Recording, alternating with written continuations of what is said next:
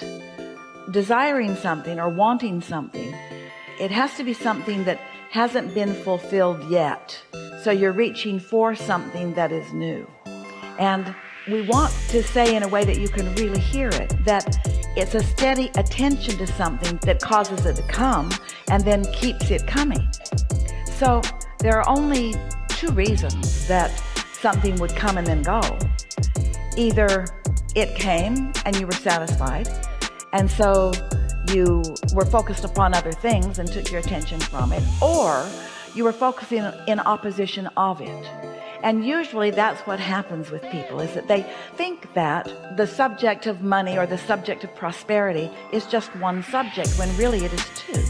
Every subject is two subjects. It's like a stick that you pick up, and on one end of it is wanted, and on the other end of it is the absence of wanted. So sometimes people think that they're focused upon what they want, when actually they are focused upon its absence, or they're worried about its absence. And so they're creating a momentum of resistance that makes it hard to come, and it makes it hard to stay after it has come. So it's a really important distinction, and the only way you can know for sure which end of the stick you're focused upon is by the way you feel.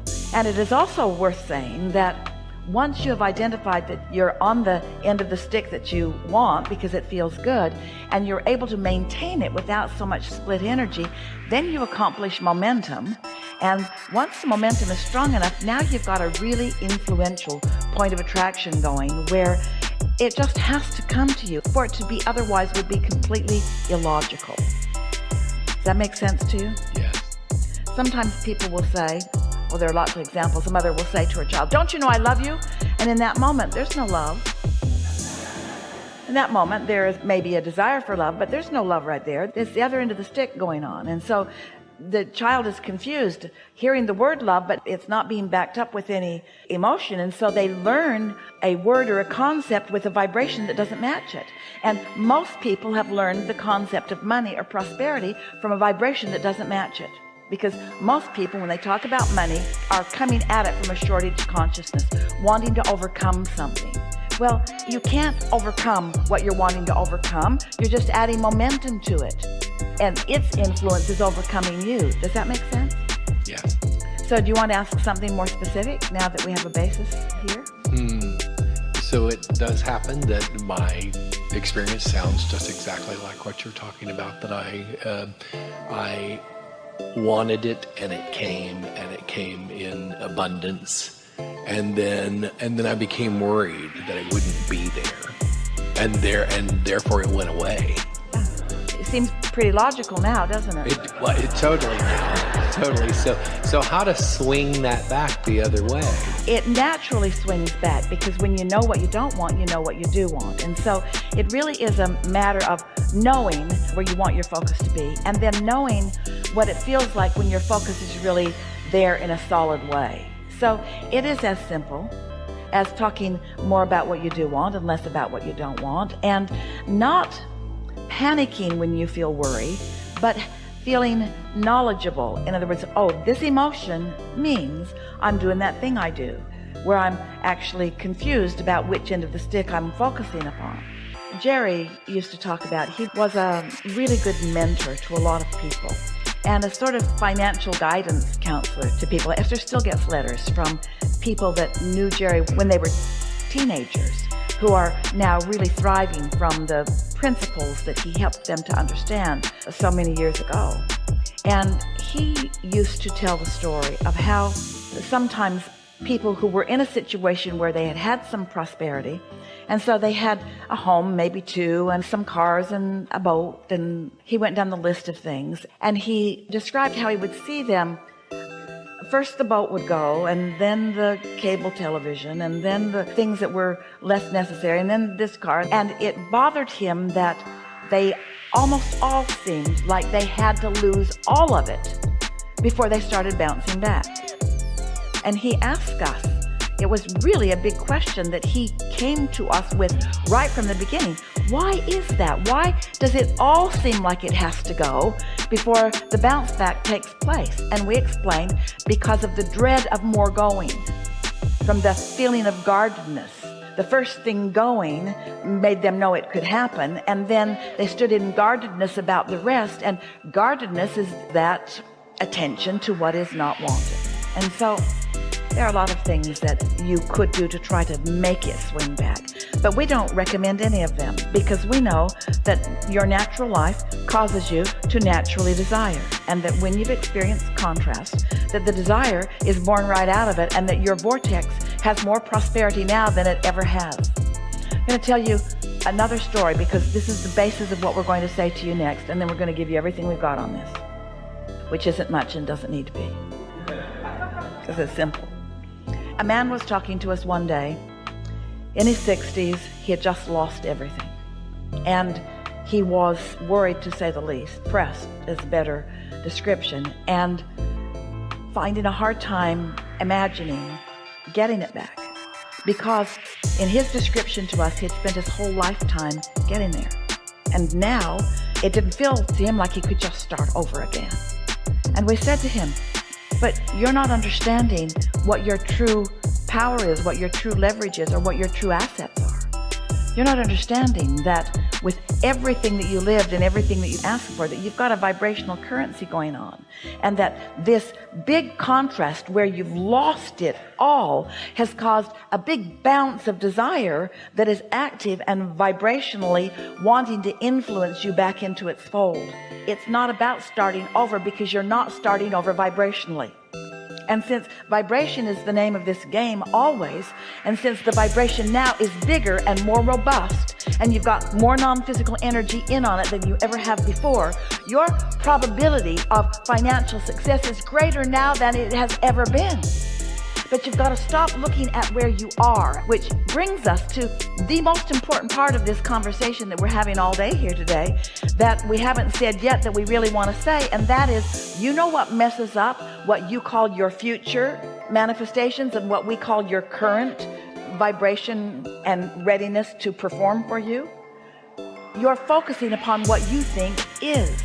Your attention to what is, as it consumes you and influences your vibration to be about what is, prevents you from allowing what really is to come out of the vortex and into your bank.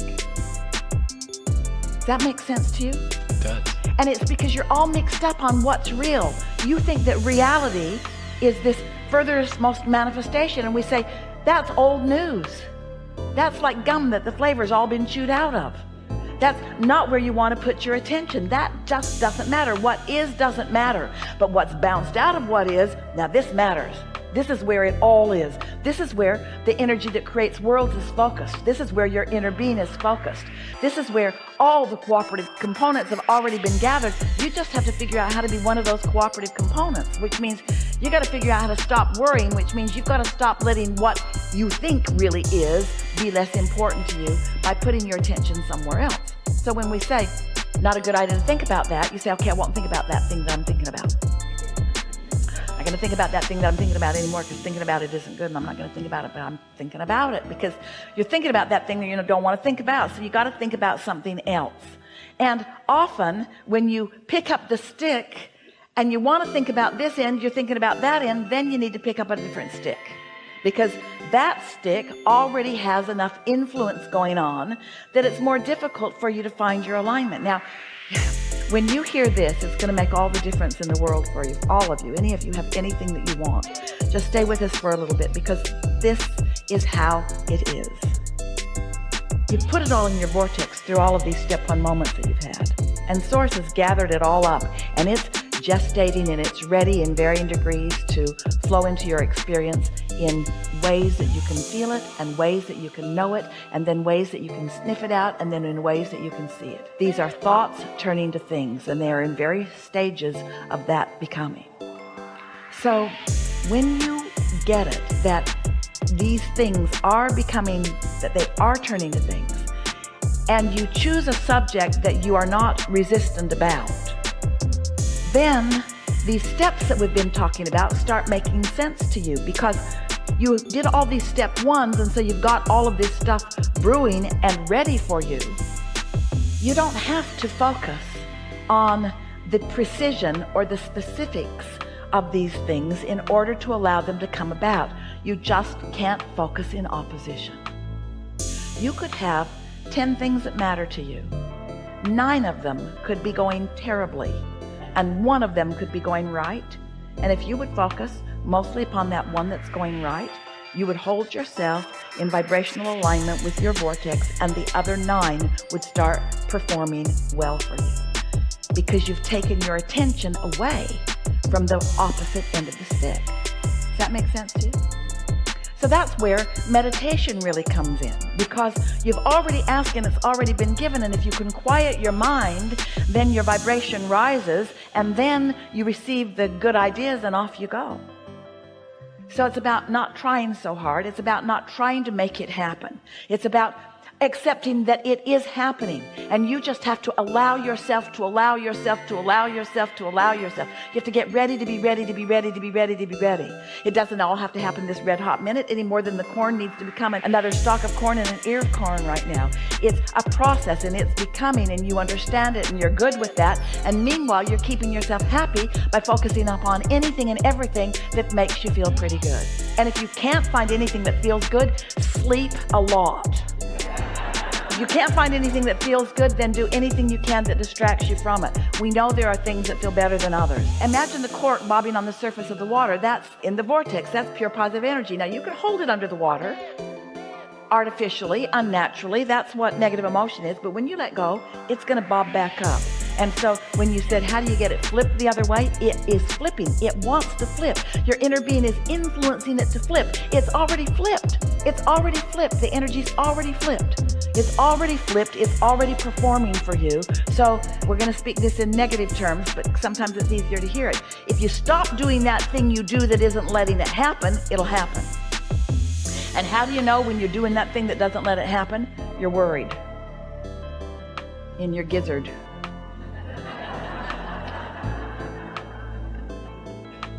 Helpful? Yes, definitely. Something more? I don't think so.